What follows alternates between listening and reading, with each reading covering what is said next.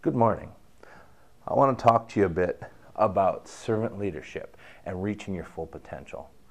In 2 Timothy 2:4, it talks about how a good soldier doesn't get caught up in civilian duties to be able to please him who sent him into battle. Now, we live in America, which is the land of opportunity. And because of that, we get caught up in taking kids to sporting events and worrying about our bills and washing the dishes. And every night is full of something. There's always something to do. And when there's not, it feels good to just sit back and relax and rest. And let me tell you, all of these things in their place are good. We want our kids to be able to enjoy life and have the opportunities we never had. But at the same time, we are called to a higher purpose. It talks about in Scripture how God knew us before we were born and had a plan for our lives.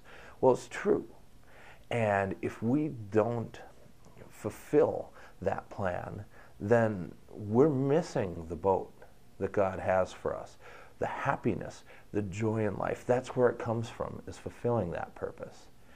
And if we're not doing that, then really we're not open to what God's plan is for our life.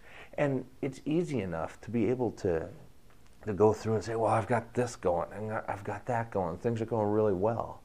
I'm saving for retirement. And again, not necessarily anything wrong with your career, not necessarily anything wrong with putting away money for retirement. But sometimes it's an excuse because we're scared to do something that's unknown to us. But I tell you, God has put something on your heart, and you know what it is. And if you don't, you really need to take some time and be quiet and think about it. It might be the poor. It might be the youth. It might be Mozambique. It could be France. It could be any number of things. Something in your church. It could be something in your community. And for us to really be open to what God has for us, the plan for our lives, we need to know what that is. And before we can build it into something, we need to make sure that we've sought long and hard. I mean, it'll feel like a confirmation in our hearts. I mean, we'll just kind of know it when we see it. There's a certain country, a certain group of people that God has given us a heart for.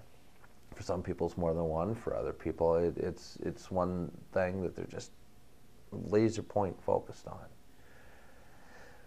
So I ask you this week to think about that long and hard. Just give it some time and write it down on a piece of paper. What is it that God has for you?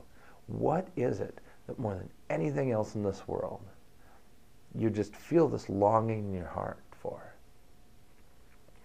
Give that some thought, and then we're going to talk in some following videos about how to put a plan together, how to build that, how to then go forth and do it. It doesn't mean necessarily that you're going to have to give up everything and leave the country and live in a mud hut. For some of you, it might. And that is kind of a scary thing, but if we're really open to what God has for us, I mean, are you going to tell God, I'm sorry, I'm not open to what you have for me? I mean, if that's where you're at, that's where you're at. But at least be honest about it. I don't think too many of us would really have the boldness to say that, though, but we do it. So I ask that you just take a little time and you pray about it and you think about it. And if it doesn't come in the next few days, keep pressing in. Because you're going to get that revelation. You're going to figure out what it is. And then we can move to the next step. How do we put it together? So, as you think about that, God bless you. Have a good day. And good luck. Thanks.